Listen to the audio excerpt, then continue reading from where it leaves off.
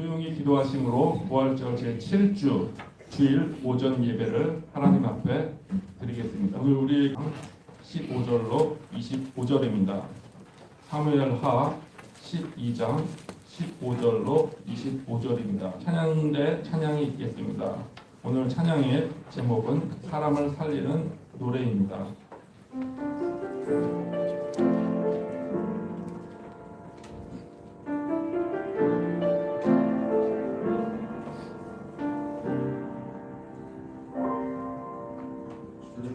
부르신다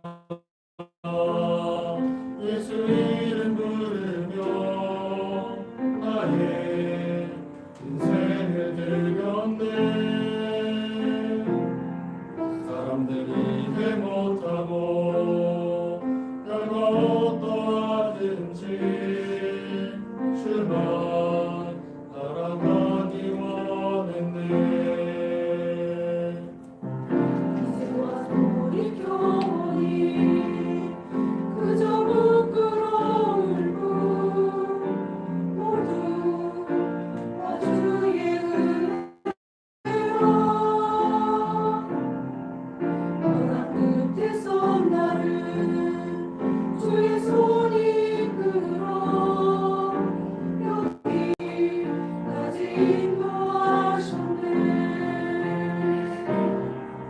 하나님 사랑을 떠나지 않고 끝까지 사랑하셨기에 오직 예수와 십자가만 바라보면서 나의 생명도 아낌없이 드리기 원했네.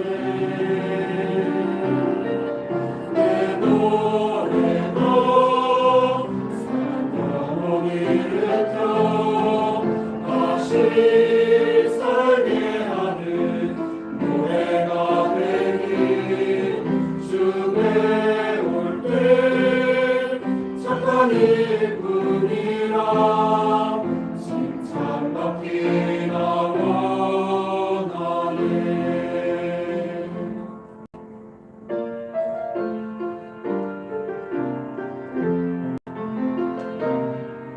하나님 사랑을 떠나지 않고 끝까지 사랑하셨기에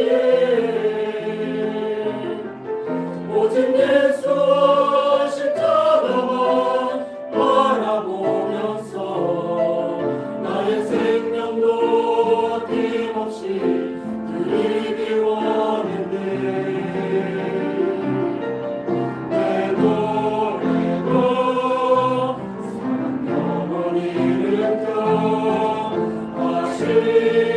살게 하는 노래가 되기 주에 올 때 착한 일뿐이라 칭찬받기나 원하네. 눈물로 보는 애씨 예쁨의 단모들이 하나의 일할처럼 주고 다시 살리라.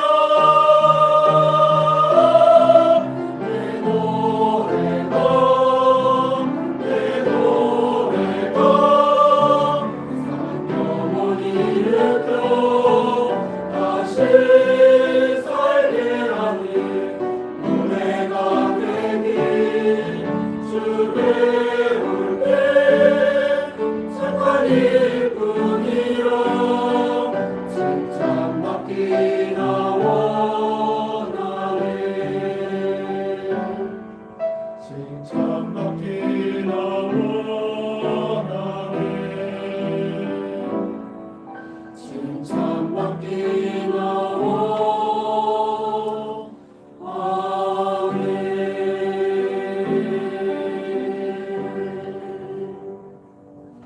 여러분하고 좀 인사를 먼저 나눴으면 좋겠어요. 이렇게 하면 좋겠습니다. 하나님을 찬양합니다. 또 여러분들은 목사님을 축복합니다. 저는 같이 하나님을 찬양합니다. 중앙교회 하늘가족을 축복합니다. 이렇게 인사하겠습니다. 자, 인사하겠습니다. 하나님을 찬양합니다. 중앙교회 하늘가족을 축복합니다. 할렐루야. 아멘. 근데 영광의 박수 드리겠습니다. 제 마음에 참 이렇게 좋을 수가 없습니다. 조성 목사님이 안식년에 그 의미 있는 여행을 위해서 잠깐 이제 교회를 이제 떠나게 됐는데 아마 마음은 다 아마 여기 있으리라 이렇게 생각을 합니다. 저도 그랬었으니까요. 그런데 그 설교 그 이야기를 이제 들었을 때 이게 정말 사실인가 긴가민가 하면서 정말 오늘을 제가 기대하면서 기도하고 진즉에 이 설교를 준비했었습니다. 오늘 또 우리 한가족들을 보게 돼서 참 무엇보다 감사하고 기쁩니다. 아멘. 이 중앙교회가 개척될 때부터 지금까지 항상 마음을 또 중앙교회에 두곤 했었습니다. 아멘. 처음에 그 동국제야 그 밑에서 개척할 때 다 쓸어놓은 집에 개척을 하게 됐을 때 그때부터 지금까지 또 여기 땅을 사면서 또 여기 예배당을 짓고 또 주차장을 증축하고 하면서 다 그 뒤에 그 과정도 있었어요. 정말 쉽지 않았죠. 어느 교회 지고 쉬운 교회가 어디 있겠습니까? 그리고 또 무엇보다도 조성 목사님과 사모님은 항상 마음에 들면서 그래 아끼고 항상 기도하고 그랬었어요. 아멘. 제가 왜 그러냐면 조성 목사님과 사모님이 진실한 분이기 때문에 그렇습니다. 정말 신실하시고 거짓이 없고 정직하고 어느 때는 너무나 정직하다시피 그런 분이었어요. 그렇기 때문에 제 마음을 사로잡고 그래서 지금까지 제가 어떻게 보면 아우님처럼 생각하면서 또 제가 어떻게 하면 제가 먼저 개척한 자로서 우리 조성 목사님한테 조금이라도 좀 도움이 됐으면 좋겠다 그런 생각으로 여기까지 왔는데 정말 조성 목사님은 나는 신실한 분, 정말 진실한 하나님의 사람입니다. 우리가 살아가는데 행복한 사람이 있고 불행한 사람, 성공한 사람이 있고 실패한 사람이 있잖아요. 여러 가지 요인이 있겠습니다만 그 가운데 하나는 분별력입니다. 분별력. 그런데 특히 그 분별력 가운데서 사람을 분별할 줄 아는 것이 참 귀합니다. 왜 우리가 사기를 당합니까? 그 사람이 어떤 사람인지 몰라서 분별하지 못해서 넘어가거든요. 말에 대한 진실이라든지 그 사람의 성실성에서 분별이 안 되기 때문에 그렇습니다. 그래서 오죽하면 관상이라는 것이 나왔겠어요. 저 사람이 어떤 사람인가 알고 싶어서 그렇단 말이에요. 그래서 진실한 사람을 볼 줄 안다는 것은 굉장히 귀한 것입니다. 그런데 조성 목사님과 사모님은 정말 진실한 분이거든요. 지금까지 40년 가까이 있으면서 정말 진실하고 귀한 분입니다. 여러분 이런 분에게 마음을 열지 않으면 누구에게 마음을 열겠어요. 그래서 이런 건 참 좋겠습니다. 목사님을 조성 목사님, 담임 목사님을 정말 전적으로 신뢰하시면서 신뢰하는 게 굉장히 중요하거든요. 신뢰하시면서 목사님 비전이 뭡니까? 소식껏 목회하십시오. 제가 동역자가 되겠습니다. 그게 목사에 대한 최고의 대접입니다, 여러분. 어떤 호텔 가서 호텔식을 먹는 것보다 그만큼 더 귀한 대접은 없어요. 그럴 때 목사는 자기를 돌아보죠. 못된 목사라면 그렇지 않겠습니다만 조성 목사는 전혀 그런 분이 아닌가. 자기를 오히려 더 돌아보게 되고 더 내가 어떻게 하면 성도들의 영혼을 더 돌볼 수 있을까? 내가 어떻게 하면 하나님께 더 신실할 수 있을까? 자기 자신을 돌아보는 거거든요. 그런 관계가 됩니다. 그래서 좋은 목사님이 성도들 좋은 성도님으로 인도해 가기를 바라고 또 좋은 성도님들이 좋은 목사님으로 함께 동역자 되어서 하나님의 나라를 확장시키는 것 얼마나 하나님께 기뻐하시겠어요. 그러니 좋은 목사님들이 오신 다음에 그런 분이 되면 좋겠습니다. 목사님의 비전이 무엇입니까? 소식껏 목회하십시오. 제가 기꺼이 동역자가 되겠습니다. 그렇게 좀 대접해드리는 그래서 아름다운 중앙교회가 됐으면 참 좋겠습니다. 그런 소식이 저한테 들려오면 저 또한 마음이 얼마나 좋겠어요. 그렇게 되기를 기대합니다. 오늘 이제 왜 다윗인가 하는 말씀의 제목으로 함께 하나의 말씀을 좀 나누고자 합니다. 기업 경영에 있어서 아주 중요한 포인트가 있습니다. 하나의 기업이 일어나고 또 성장하기까지는 많은 중요한 포인트가 있겠습니다만 그 중에 하나 참 중요한 것이 있다면 지속성이에요. 지속성. 한마디로 얘기하면 망하지 않는 기업이 되는 게 참 중요합니다. 아무리 어제까지 잘 나가는 기업이라도 오늘 망할 수 있거든요. 그래서 수없이 많은 기업들이 일어났다 마고 그렇습니다. 그래서 우리가 기업을 경영한다면 하다못해 편의점, 구멍가게를 우리가 경영하더라도 문 닫지 않는 게 중요하고요. 대박 쳐가지고 큰 돈 버는 것도 중요하겠습니다만 더 중요한 건 망하지 않는 겁니다. 망하지 않고 그 기업이 지속적으로 그 가게가 지속적으로 운영이 되면 언젠가는 정말 대박이 나는 기회도 얻을 수 있는 거예요. 우리의 삶도 마찬가지입니다. 그런데 그 지속성이 우리가 약한 거죠. 천재적인 사람들이 있어요. 음악의 천재적인 사람, 미술의 천재적인 사람들이 있습니다. 우리 그런 사람을 보면서 좌절할 때 많은데요. 절대로 그래서는 안 됩니다. 그런 천재는 만에 하나 나올까 말까 하고 우리 보통 저를 비롯한 우리 모든 일은 거의 일반적인 사람들이거든요. 그러니까 우리는 특별한 그런데 한 가지 꼭 우리가 명심해야 될 것은 뭐냐면 지속적인 사람이 되지 않는 거예요. 우리 그게 능력입니다. 다른 게 능력이 아닌 거예요. 운동 좋다는 걸 모르는 사람이 누가 있겠어요? 다 운동 좋다고 그러잖아요. 그래서 오늘 운동해야지. 의욕적으로 운동합니다. 며칠이나 가요. 헬스를 끊어놓고 몇 번이나 갑니까? 또 뭘 배운다고 그래요. 내 영어를 배워야지. 뭐 그림을 배워야지. 음악을 배워야지. 뭘 배운다고 그래요. 처음에 의욕이 있어서 합니다. 그거 얼마나 합니까? 그러니까 뭐 배우는 사람 많이 있어요. 그러나 어느 정도의 전문성을 가진 사람이 되기는 드문 거예요. 왜냐? 지속적이지 못하기 때문에 그렇습니다. 왜 인간관계도 그렇습니다. 진정한 친구는 지속적이어야 되거든요.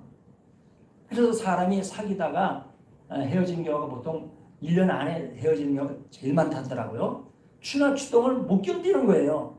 우리 사람이 사귀다 보면 때로는 더울 때도 있고 추울 때도 있고 나쁠 때도 있고 좋을 때도 있고 그러잖아요.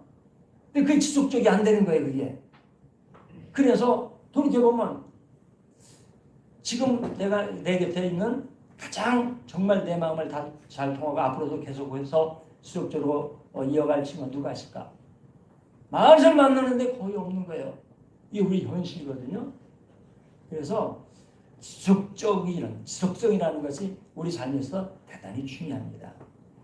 믿음도 그렇다는 것입니다. 믿음도. 우리가 지속적인 믿음, 이게 얼마나 귀한지 몰라요. 믿음이 좋은 분이라고 항상 좋을 때만 있겠어요. 얼마나 눈물 나고 고통스러울 때가 얼마나 많이 있습니까? 제가 한번 컬럼을 그렇게 쓴 적이 있어요. 성공이 정상일까? 실패가 정상일까? 실패가 정상입니다. 많은 경우에 실패합니다. 성공하는 사람 그게 많지 않아요. 그러니까 우리는 실패가 정상인 거예요. 그런데 믿음도 그렇거든요. 그런데 그 어려운 고비를 못 넘기고 많이들이 믿음을 떠나는 경우가 많이 있습니다. 그러니까 예수님께서 오죽하면 아까 주님께서 가르친 기도도 하셨습니다만 우리를 시험에 빠지지 않게 하소서 그랬어요. 그러면 시험에 빠지면 시험에 들면 떠나가 버리니까 말이에요. 또 예수님이 겟세마네 동산에서 그 마지막 날 제자들과 함께 기도하실 때 잠자는 제자들에게 뭐라고 말씀하셨어요? 시험에 들지 않기를 위해서 기도하라고 그랬어요. 기도하는 여러 가지 이유가 있잖아요. 우리가 자기 소원을 위해서 필요를 위해서 기도합니다만 그 가운데 또 하나는 기도하는 이유는 내가 어려울 때 시험 들지 않도록 믿음에서 떠나지 않도록 위해서 기도하라는 것입니다. 그래서 예수님도 그렇게 신신당부를 하셨어요. 그래서 오늘 우리가 다윗을 볼 텐데 왜 다윗이냐는 거예요. 아마 예수님 다음으로 성경에서 제일 많이 또 설교에서 또 많은 그 이름으로 거론되는 이가 막 바로 다윗일 거예요. 왜 다윗? 오늘도 왜 다윗인가 하는 말씀이거든요. 그래서 오늘 그 상황을 보고자 합니다. 오늘 상황을 보자면 15절이에요. 15절 본문에 있는 말씀인데 성경 15절입니다. 읽어보겠습니다. 시작.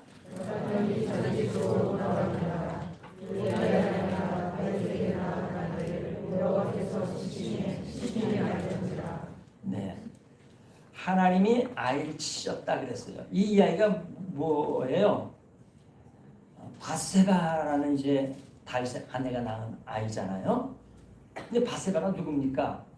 본래는 다윗의 아주 충신스러운 장군 우리아의 아내였어요.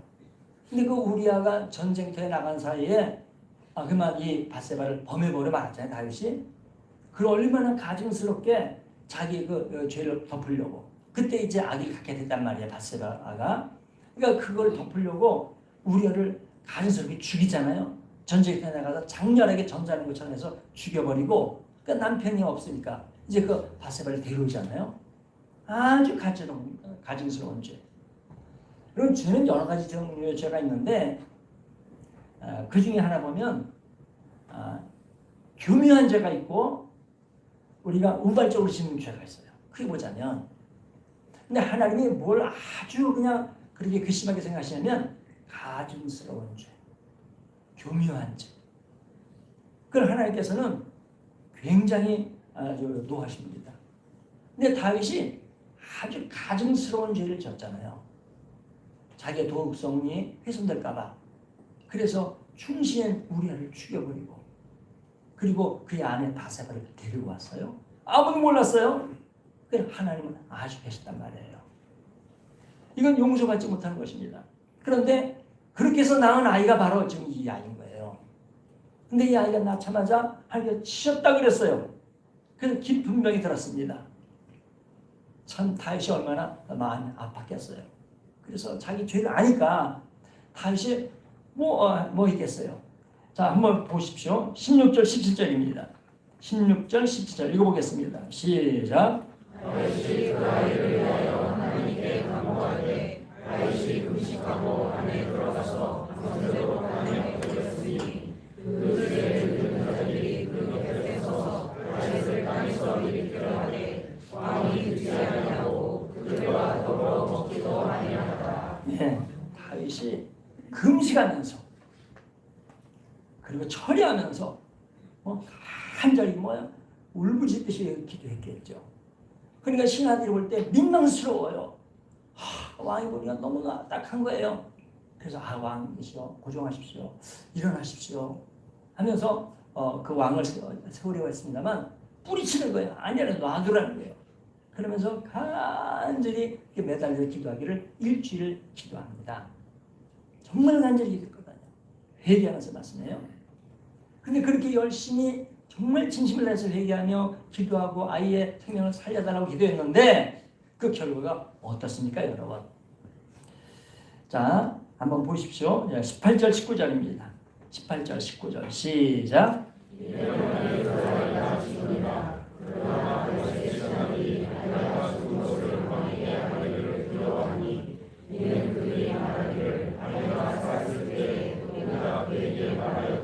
왕이 그 말을 듣지 아니하시나니 어떻게 그 아이가 죽은 것을 그에게 알릴 수 있으랴. 왕이 상심하시리로다 하니라. 그렇죠. 근데 아이가 덜컥 죽었어요. 결국 이래 만에 일주일 만에 죽었어요. 그러니까 이 신하들이 전전긍긍이죠. 그냥 이거 어떻게 죽을까? 이거 왕이 알았다가는 아마 그냥 왕이 기절해버리고 뭐 어떻게 할 거다. 이거 큰일 났다 하면서 하는데 다윗이 보니까 눈치가 보이잖아요. 신하들이 수근수근거리고 웅성성대니까. 그래서 이 아이가 죽었냐? 그거 어떻게 얘기합니까? 진실 얘기할 수밖에 없잖아요. 예, 죽었습니다. 그러면서 이제 큰일 났다. 왕이 아마 대단히 실망해서 상심해가지고 아마 죽을지도 몰라. 이런 염려를 했을 거예요. 그런데 뜻밖이었던 거예요. 이것이 오늘 우리의 말씀의 핵심입니다. 여러분 다윗의 태도를 보십시오. 20절입니다. 20절 읽어봅니다. 시작. 다윗이 땅에서 일어나 물을 씻고 기름을 바르고 의복을 갈아입고 여호와의 전에 들어가서 경배하고 왕궁으로 돌아와 명령하여 진실을 그 앞에 차리하고 먹은지라. 아니 그 상식이 이게 뒤집어지는 거잖아요. 다시 엄청 낙심하고 상심했을 것이라고 생각했는데 웬걸요? 아들이 죽었다니까 얼굴도 씻고 목욕도 하고 세수도 하고 그리고 하늘에 나가서 찬양하고 경배하고 예배드리면서 야, 나 배고프다. 음식 가져와라. 신하들이 생각할 때는 이해가 안 되는 거예요. 그래서 신하들이 하도 어이가 없어서 왕이시여, 전에 이 아이가 우리 아플 때는 그렇게 애걸 먹고라면서 기도하시더니 막상 죽으니까 어떻게 이렇게 하나님을 찬양하고 음식을 달라고 하십니까? 그랬을 때 다윗이 대답을 하잖아요. 여러분 21절, 22절, 23절입니다. 시작.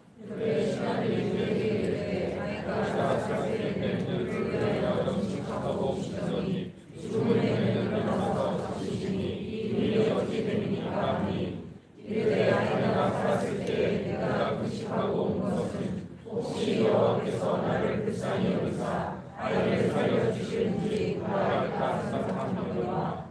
지금은 죽었으니 내가 어떻게 금식하랴. 내가 다시 돌아오게 할 수 있느냐. 내게로 가려니와 그는 내게로 돌아오지 아니하리라 하니라. 그렇죠. 이렇게 얘기하는 것입니다.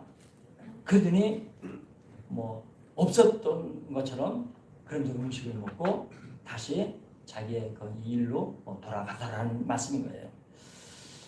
그러면 당신이 어떤 믿음입니까?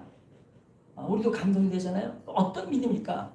한마디로 얘기하면 하나님의 하신 일에 승복하는 믿음입니다. 할렐루야. 하나님께서 하신 일에 승복하는 믿음이라는 것입니다.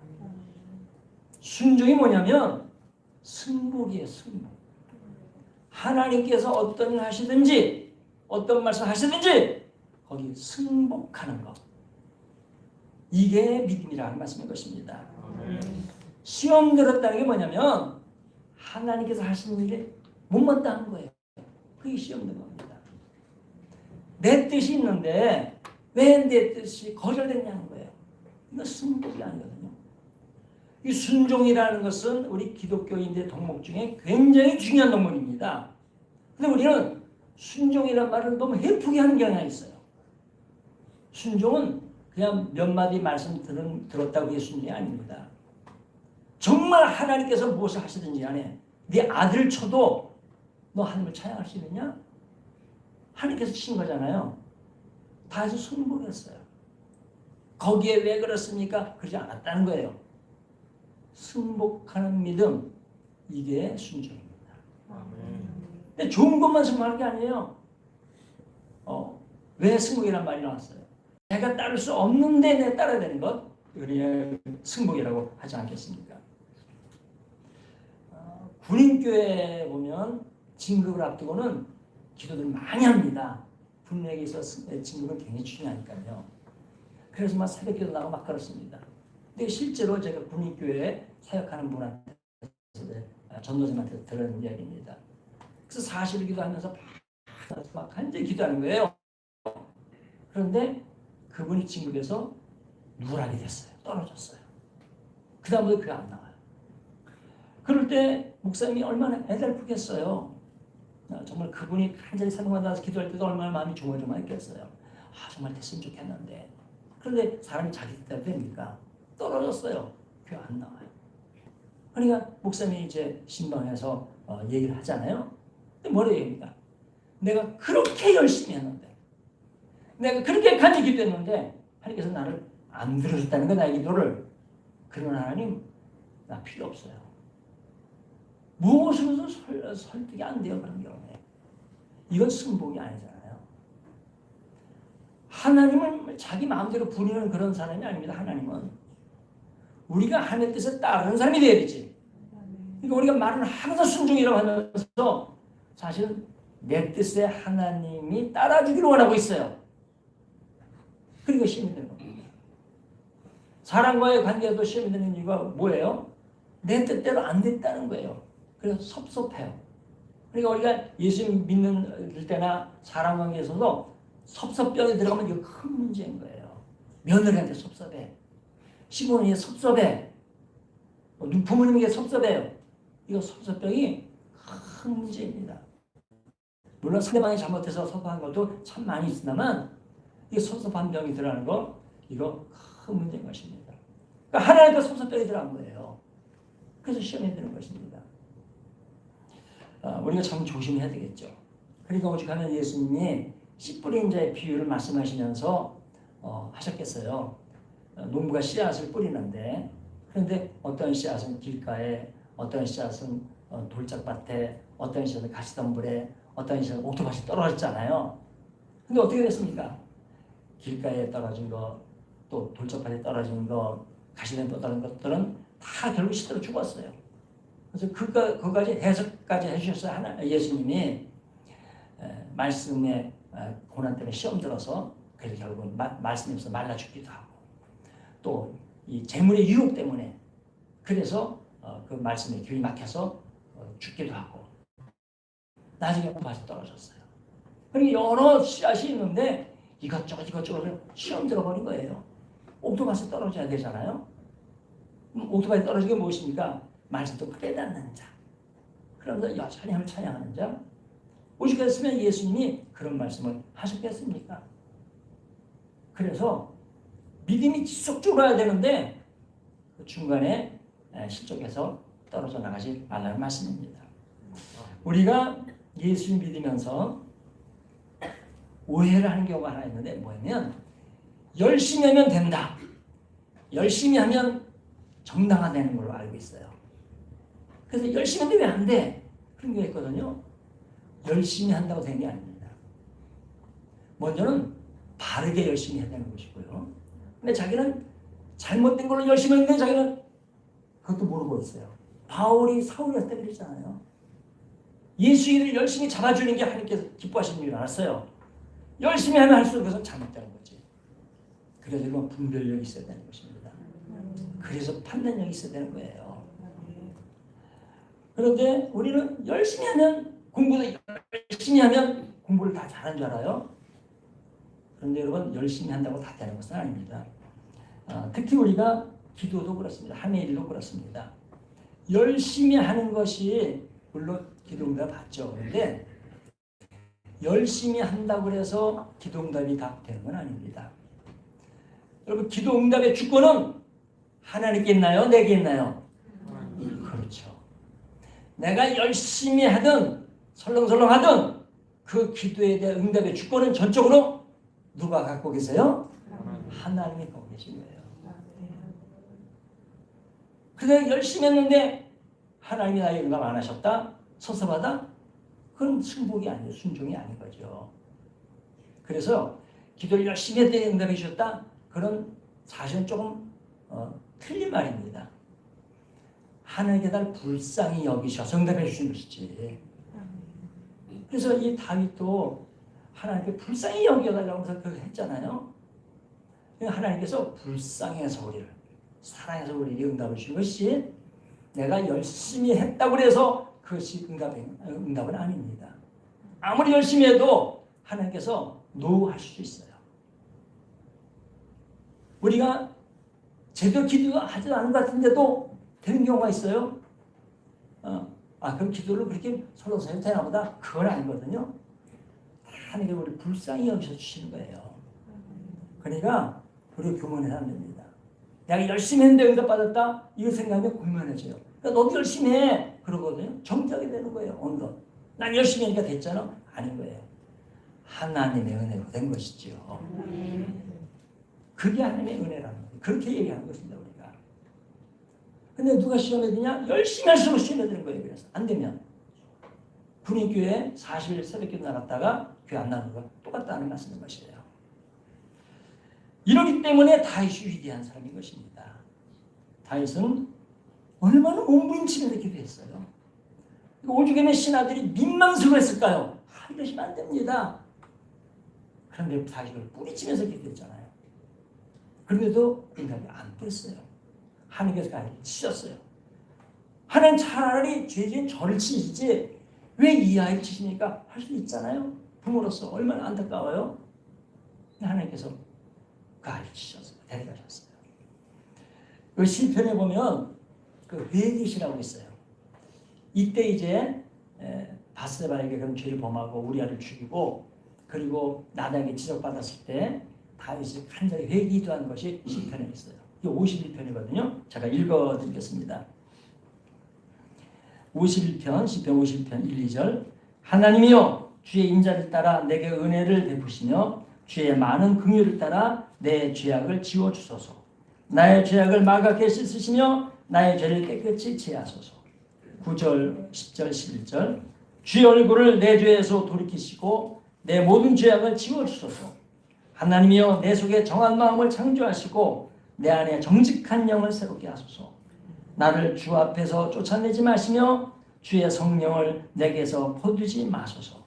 14절. 하나님이여 나의 구원의 하나님이여 피 흘린 죄에서 나를 건지소서. 내 혀가 주의 의를 높이 노래하리이다 그랬어요.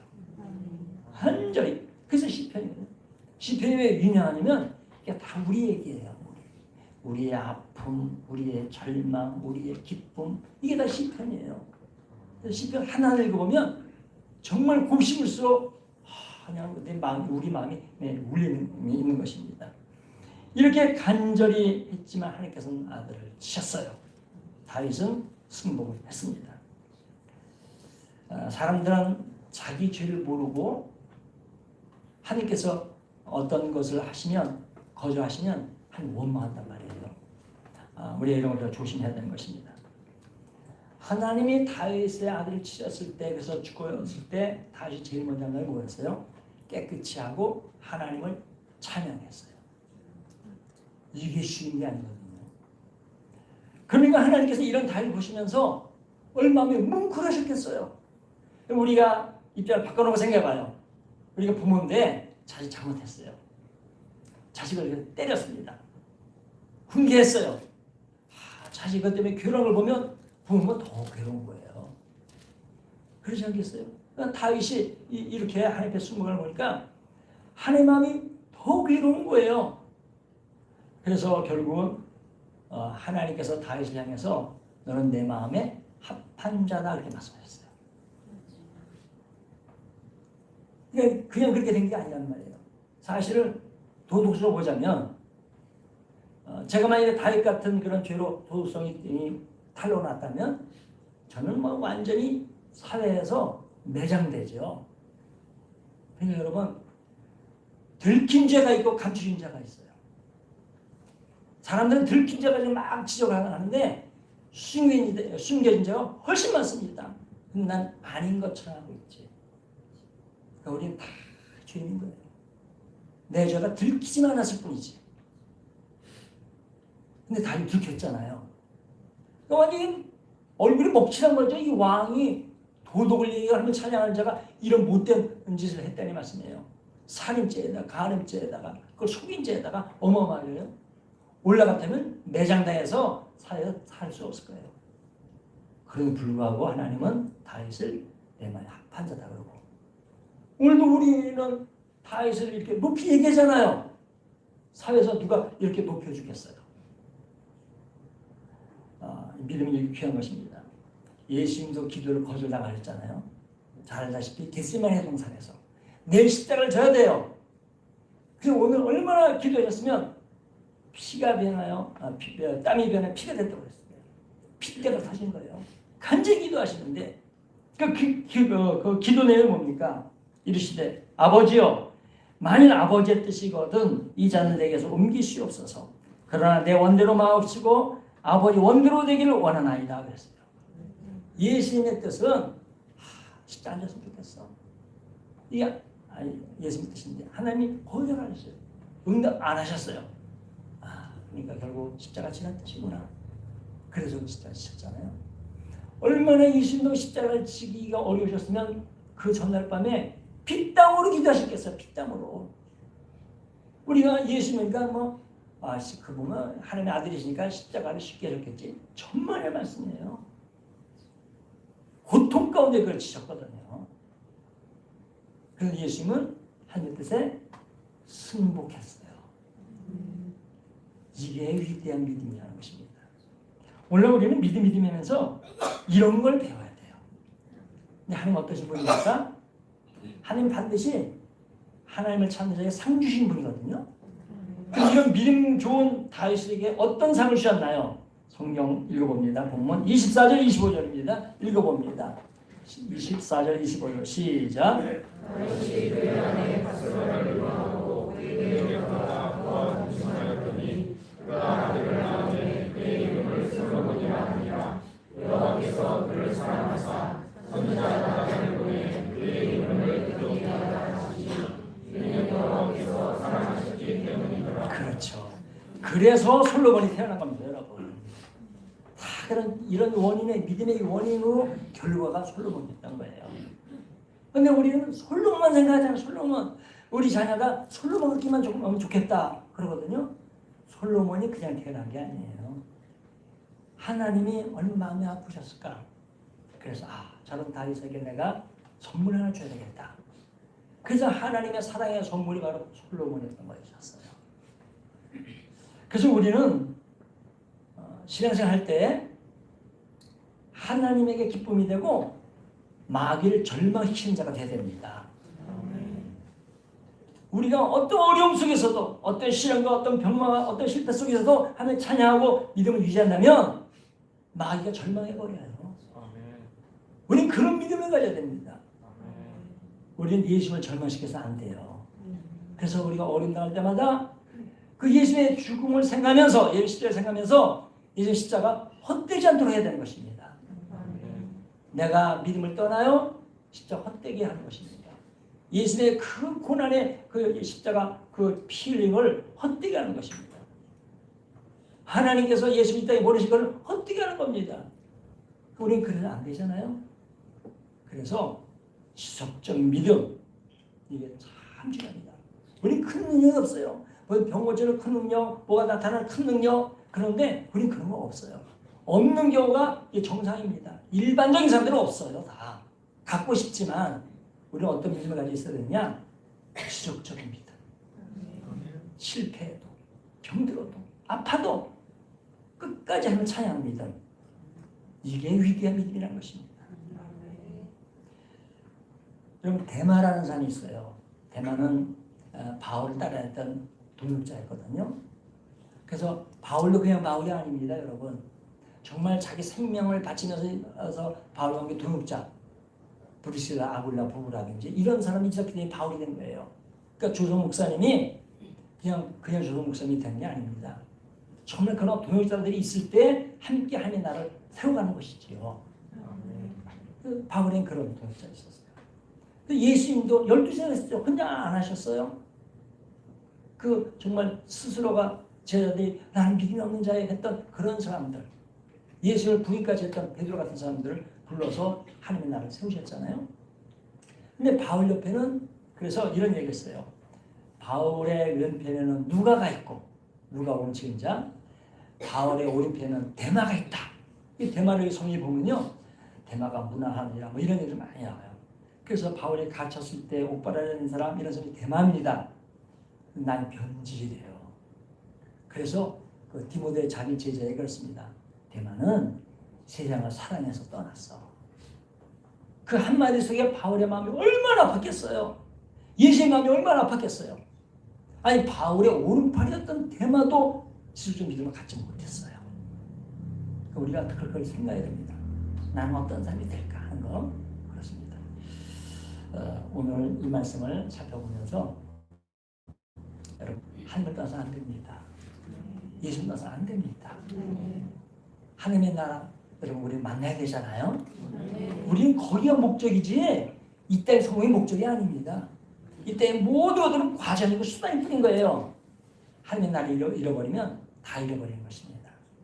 아무쪼록 여러분 아파도 실패해도 힘들어도 또 즐거워도 절대로 믿음 버리지 마시고 끝까지 달려가셔서 예수님께서 안기면서 예수님께서는 그때 요한계시록 보면 얼마나 위로하는지 몰라요.